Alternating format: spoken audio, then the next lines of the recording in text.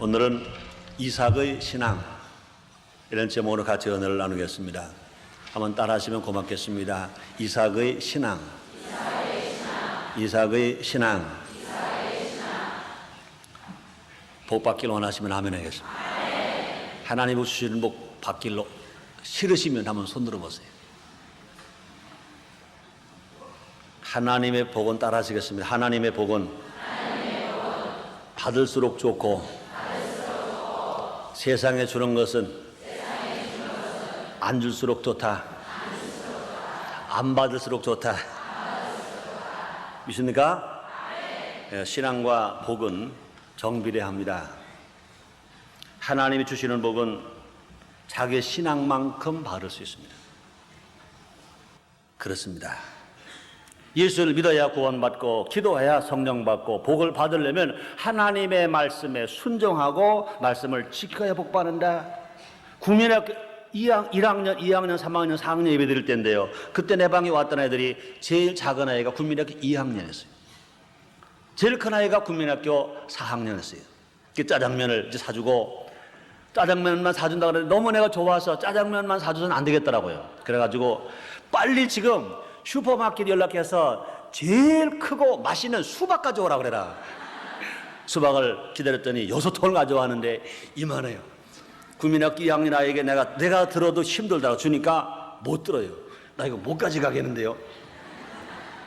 그러니까 우리 비서진들이 가둬주려고 아니야, 직접 너희들이 가지고 가. 그랬더니 안고 이러고서는 이러고 가지고.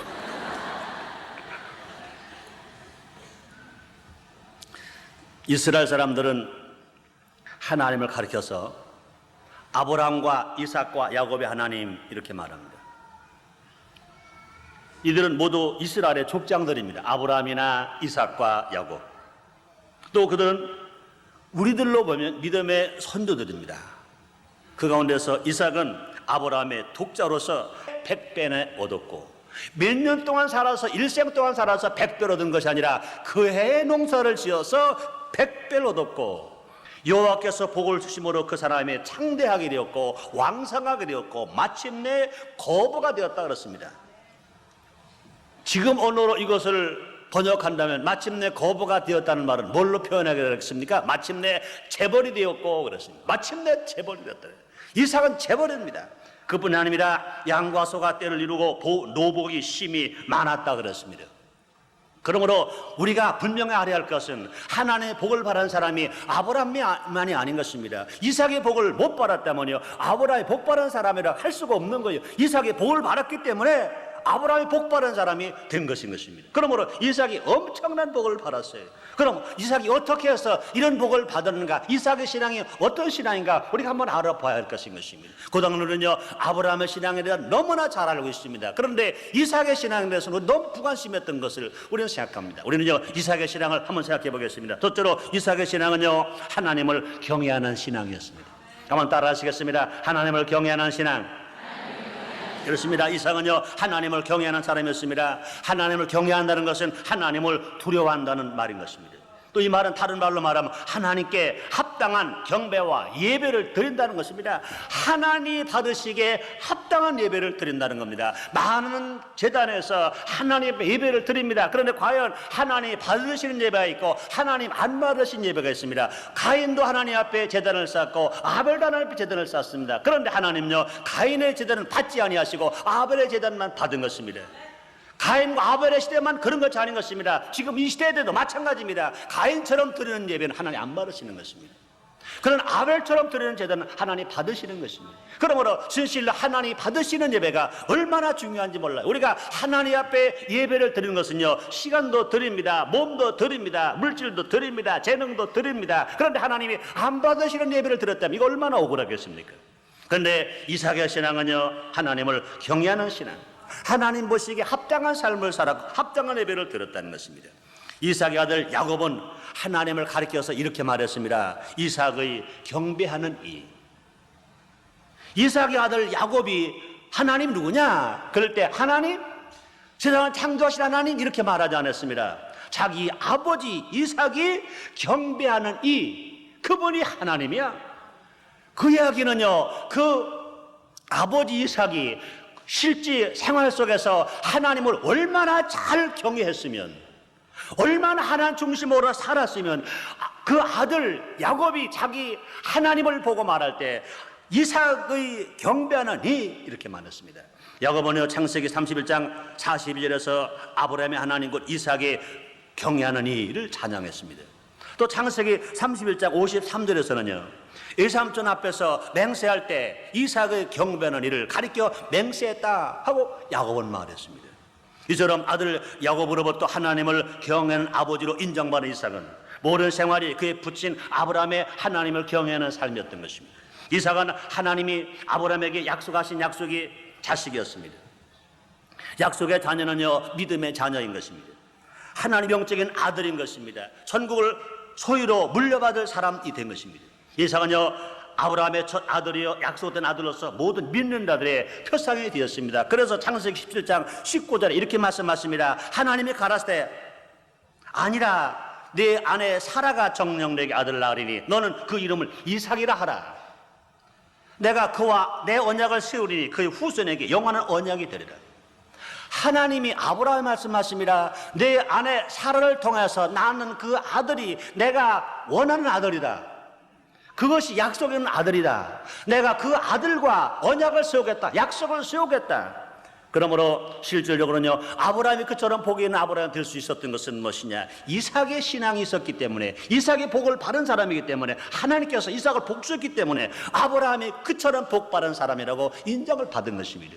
하나님께서 아브라함에게 약속하시기를 이제 내가 그와 언약을 세우겠다. 그의 후손에게 영원한 언약이 되리라 하고 이삭을 가리켜서 말씀했습니다. 그렇습니다. 믿음의 성 아브라함을 따라 약속대로 낳은 아들 이삭의 후배들은요 그 믿음에 의해서 하나님 백성이 되었던 것입니다. 하나님 나라의 백성이 되었습니다. 우리는 예수님을 믿음으로 말미암아 이삭의 후손들이 되었으므로 하나님을 경외하면서 우리도 살아가는 예배 중심으로 살아가는 우리가 되어야 할 것입니다. 하나님을 경외하는 신앙으로 살아갈 것입니다. 그렇습니다. 하나님을 경외하는 자들은요 기도하는 것마다 다 응답받을 수 있습니다. 사랑하는 성도 여러분들이요, 여러분이 다 기도하는 것마다 응답받게 되실 주님으로 축원합니다. 보세요, 이삭이 하나님을 경외함으로 이삭이 기도할 때 응답받았습니다. 창세기 25장 21절입니다. 이삭이 그 아내가 잉태하지 못함으로 그를 위하여 여호와께 간구하며 여호와께서 그 간구를 들으셨으므로 그 아내 리브가가 잉태했더라. 그랬습니다. 이삭의 아내 리브가가 잉태를 하지 못했어요. 난 여기서 큰 거를 발견합니다. 한나가 잉태하지 못해서 한나가 기도를 했는데 지금 이 시대를 살아가는 많은 사람들이나 또 우리 할머니 또 그 할머니들이 사시는 동안에는요 자기가 잉태하지 못하면 자기의 죄인 줄 알았어요.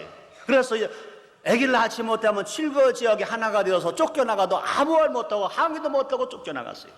그래서 어쩌든지 시집 오려면 제일 소원이 뭐냐, 아들 하나 낳자. 아들을 낳아야 한다, 아들 낳아야 한다. 그래서 뭐 실성에도 의하고 산에 가서 성황당에 가서 의하고 빌고 해서 아들을 못 낳는 제가 나의 죄로 알았습니다.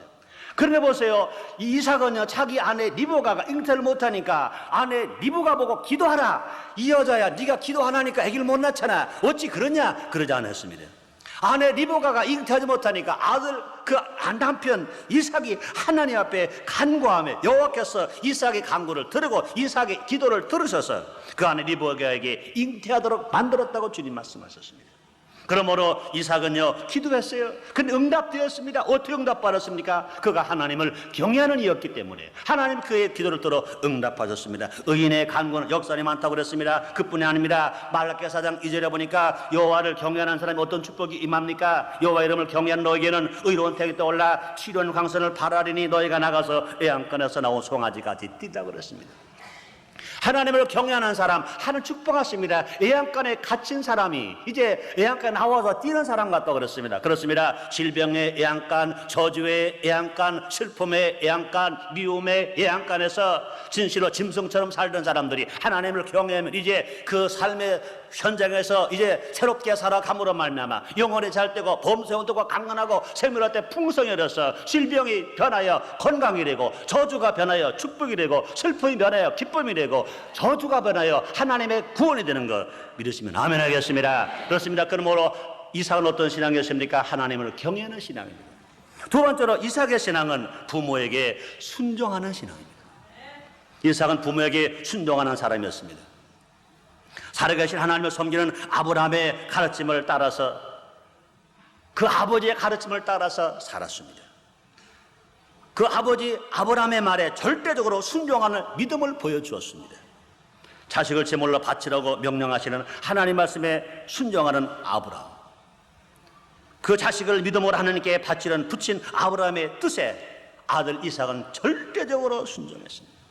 얼마만큼 순종했습니까? 자기의 목숨까지 아낌없이 내어놓는 효자 중에 효자가 누굽니까? 이삭입니다. 하루는요, 자기 아버지 아브라함에게 하나님 말씀하십니다. 내 사랑 독자 아들 이삭을 내가 지시할 동안에 번제를 드리라. 그 말을 하나님께서 자기 아버지 아브라함에게 했습니다. 아버지가 아침에 일찍 일어나라는 겁니다. 가자. 아버지가 설명했겠어요? 설명 안 했을 거예요. 분명히 설명 안 했어요.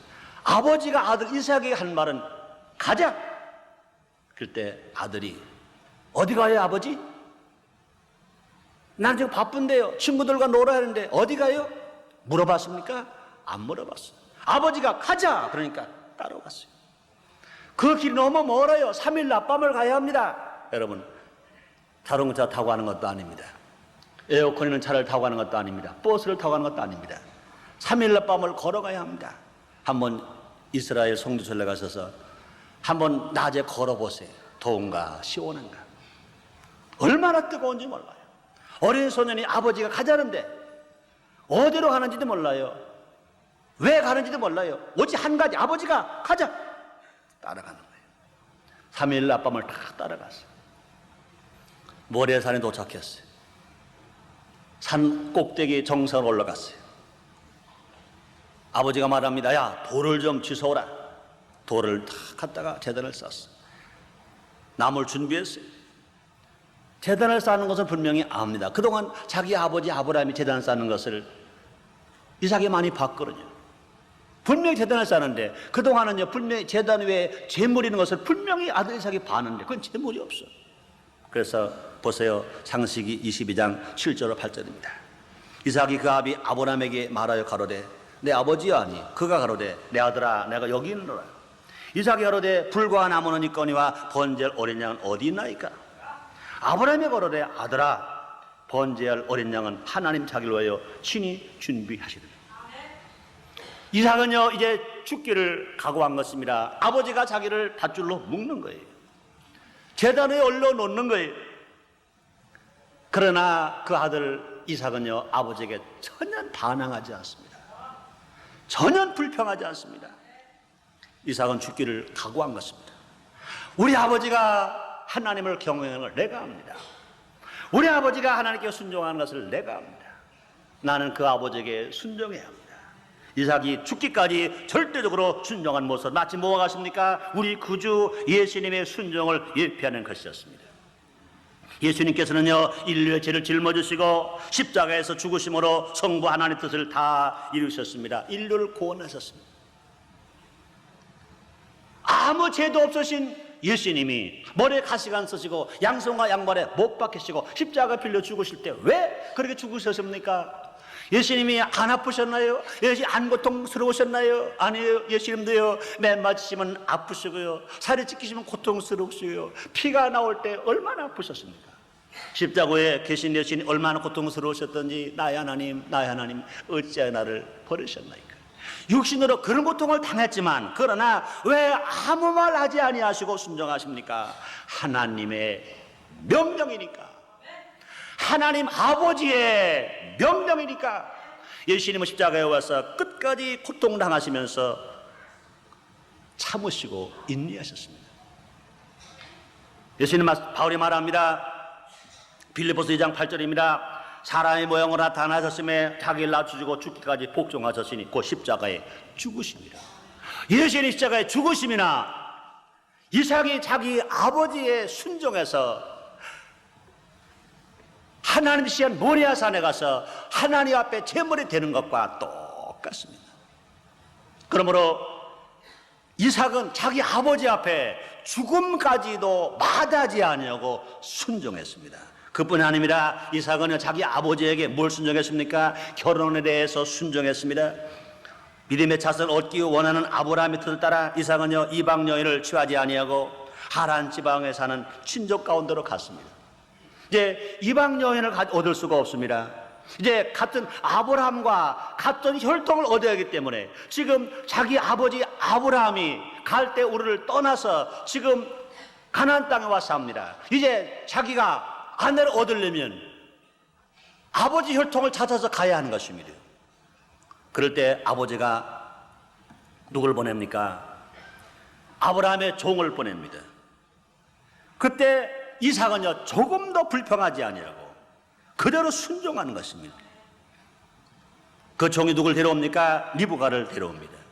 리브가는요 이삭이 한 번 만나본 적도 없어요. 교제해 본 적도 없습니다. 실질적으로 풍습은요 지금 아브라함에 살고 있고 이삭에 사는 가나안 땅의 풍습과 그 아브라함의 조상에 살던 데서 풍습이 전혀 다릅니다. 전혀 만나보지도 않았습니다. 그런데 아버지 아브라함이 종을 시켜서 신부감 리브가를 데려왔을 때 이삭은요 아무 말 하지 않아요. 100% 순종합니다. 그러면서 결혼하고 가정을 갖게 되는 것입니다. 창세기 14장 66절 67절에 말씀하십니다. 종이 그 행한 일을 다 이삭에게 고하매 이삭이 리브가를 인도하여 못진 사라의 장목으로 드리고 그를 저의 아내를 삼고 사랑하였으니 이삭의 못진 상사 후에 위로를 얻었더라 그랬습니다. 그렇습니다. 이처럼 부모를 공경하는 것은 성경의 가르침입니다. 하나님의 뜻입니다. 특히 하나님을 경외하고 그 뜻을 따라 사는 부모가 있다면 더욱 이들의 가르침에 귀를 기울이고 사는 자식이 있어야 된다는 것입니다. 그 말씀대로 행해야 할 것인 것입니다. 이것이 그 복을 얻는 길인 것입니다. 그 중에 대표적인 사람 누굽니까? 이삭입니다. 이삭이 이렇게 순종함으로 어디를 가든지 형통한 복을 얻을 수가 있었던 것입니다. 하나님께서 그에게 이렇게 약속하시고 그대로 이루어 주셨습니다. 창세기 16장 4절입니다. 네 자손을 하늘의 별같이 번성케 하며 이 모든 땅을 네 자손에게 주리니 네 자손에 하여 천하 만민의 복을 받으리라. 아브라함이 약속한 것을 하나님 이삭에게 똑같이 약속했습니다. 아브라함이 진실로 믿음의 조상이 될 수 있었던 것은 이삭이 있었기 때문에 믿음의 조상이 될 수 있었습니다. 아브라함이 이스라엘의 조상이 될 수 있었던 것도 이삭이 있었기 때문에 이스라엘의 조상이 될 수가 있었던 것입니다. 그러므로 이처럼 이삭은 자기 아버지에게 순종하는, 부모에게 효도하는 신앙을 가졌습니다. 세 번째로요, 이삭의 신은 어떤 신앙입니까? 이삭은요 이웃과 화평한 신앙을 가졌습니다. 하나님 제일 기뻐하시는 것이 무엇입니까? 평화인 것입니다. 이 땅에 신이 오셨습니까? 누가복음 2장 14절에 보니까 지극히 높으신 하나님께는 영광이요 땅에서 기뻐하심을 입은 사람들 중에 평안하네. 예수 이 땅에 오신 거, 이 땅에 평안을 주러 오셨습니다. 첫 번째 아담이 범죄함으로 말미암아 하나님과의 관계가 끊어져 버렸고 사람과 사람의 관계 속에서 평안을 잃어버렸습니다. 그러나 마지막으로 예수님께서 이 땅에 오신 거, 이 땅에 평안을 주러 오셨습니다. 우리 하나님은 왜 얼마만큼 평안을 기뻐하십니까? 시편 133편 1절에 말씀하십니다. 형제가 연합하여 동감이 어찌 그리 선하고 아름다운 거 말씀하십니다. 갈라디아서 5장 22절에 보면 성령의 9가지 열매 중에 세 번째 열매가 평화라고 그랬습니다. 화평인 것입니다.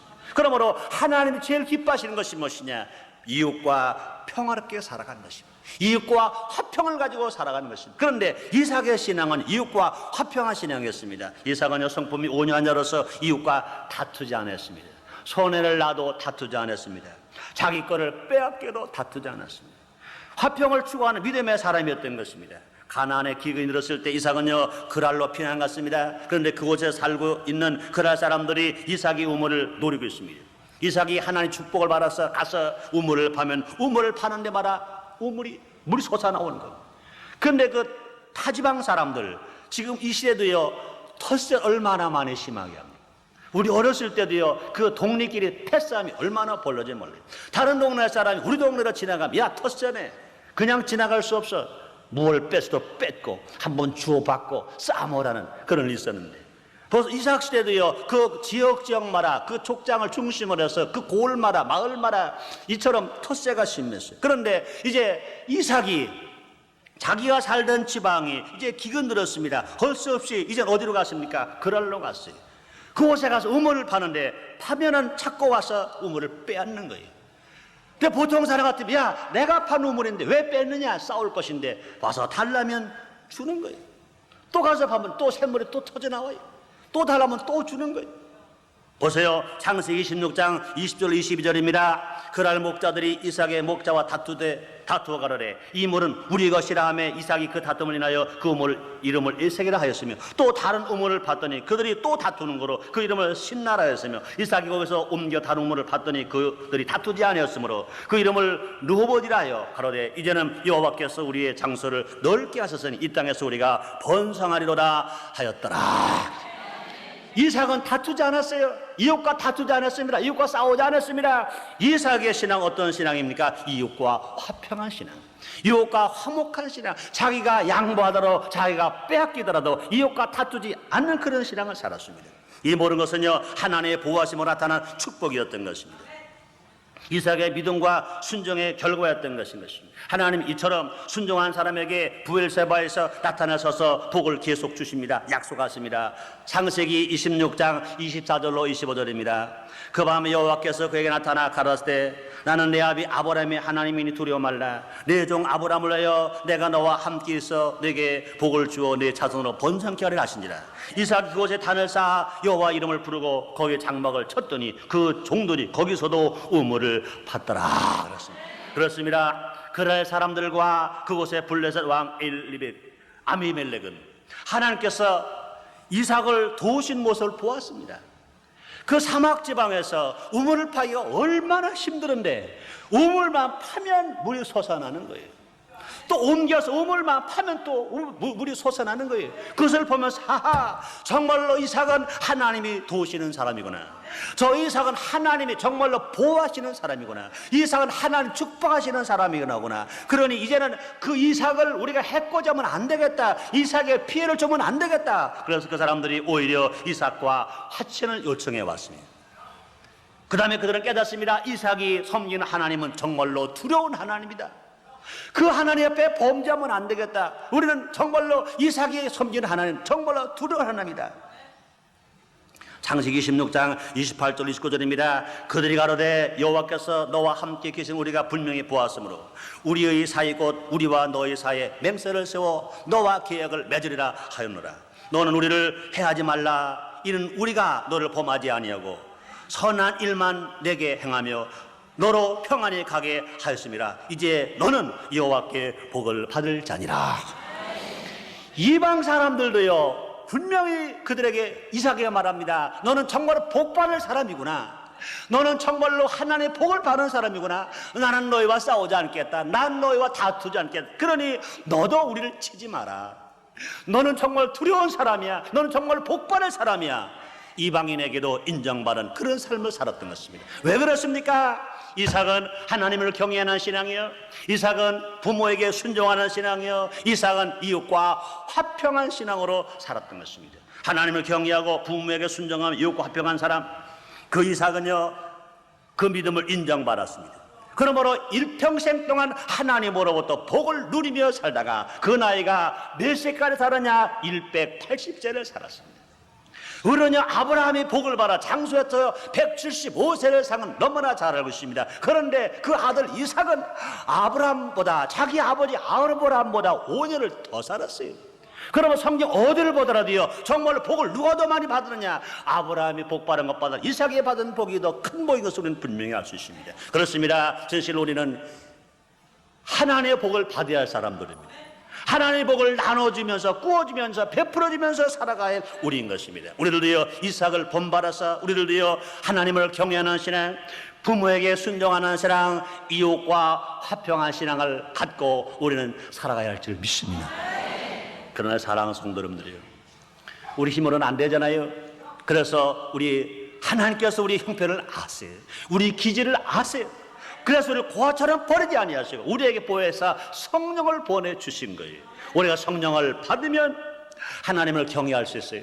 우리가 성령에 충만하면 부모에게 순종할 수 있어요. 우리가 성령 충만하면 이웃과 화평한 삶을 살면서 우리가 살아갈 수가 있는 거예요. 그러므로 제가 처음에 얘기한 것처럼 국민학교 다니는 아이들도요, 하나님 주시는 것 세 가지를 먼저 받으는 자, 첫째가 구원이고 두 번째가 성령 받는 것이요, 그 다음에 축복이란 말이었습니다. 우리가 성령을 받아야 우리가 바르게 신앙생활할 수 있고, 바르게 신앙생활해야 하나님의 복을 받고 살아갈 수 있습니다. 우리 모두 가라 예수 믿고 구원받고 기도해서 성령 충만함 받았어요. 성령의 주는 은혜 안에서 성령의 도움 가운데 우리 모두 가라 이삭처럼 하나님을 경외하는 신앙, 이삭처럼 부모에게 순종하는 신앙, 이삭처럼 이웃과 화평한 신앙으로 살아가는 우리가 됩시다. 기도하겠습니다. 하나님 아버지 감사합니다. 이삭의 신앙이 무엇인지 알게 하신 하나님, 우리 아는 것으로 끝이지 아니하고 우리가 다 성령 충만함으로 이삭처럼 살 수 있는 우리가 되어지게 주시옵소서. 우리의 힘으로는 부족하지만 우리가 진실로 성령 충만함 받으면 성령의 도우심으로 하나님을 경외하는 신앙으로 살아갈 수 있고, 부모에게 순종하는 신앙으로 살아갈 수 있고, 이웃과 화평한 신앙으로 살아갈 수 있습니다. 성령이여 우리를 버리지 마시고 우리를 도우시고 우리 안에 계셔서 우리 속에서 지금도 역사해 주옵소서. 성령이여 우리를 인도하여 주시옵소서. 예수님의 이름으로 기도드렸나이다. 아멘.